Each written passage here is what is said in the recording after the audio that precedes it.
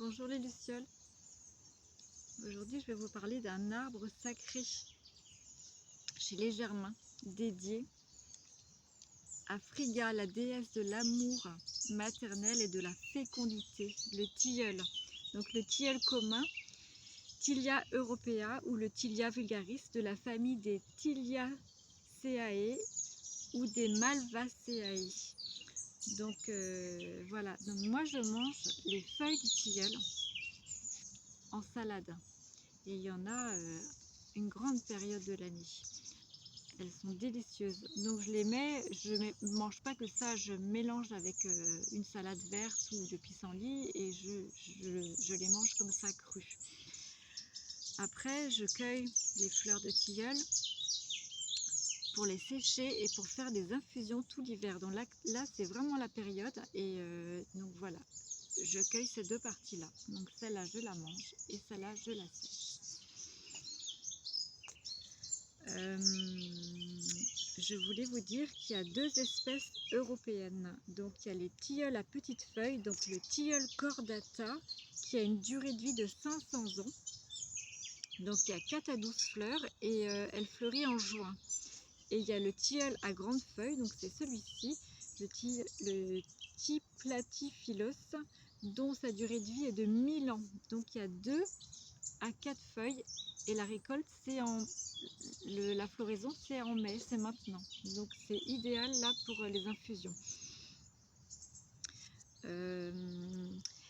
L'utilisation médicinale, donc c'est un antispasmodique, un calmant, donc c'est pour ça qu'on boit la tisane le soir.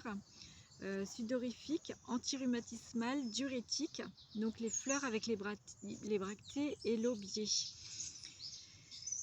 Il a d'autres utilisations pour l'alimentation animale, donc les feuilles sont données ou étaient ou sont données encore parfois en fourrage pour les animaux.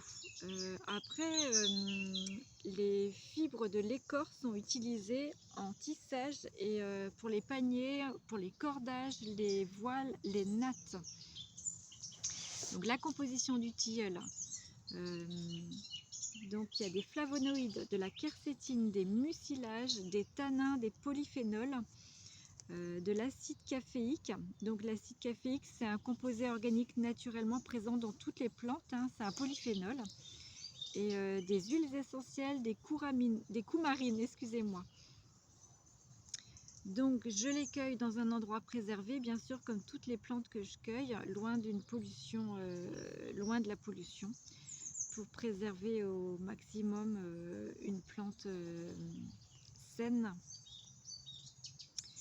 Et je vous invite à les conserver après dans des petits sachets en papier. Donc moi quand je vais en magasin bio, ben, je garde mes sachets en papier et je mets mes tilleuls dedans. Je mets une petite note dessus pour dire ce que c'est et voilà. Comme ça après je les conserve une année.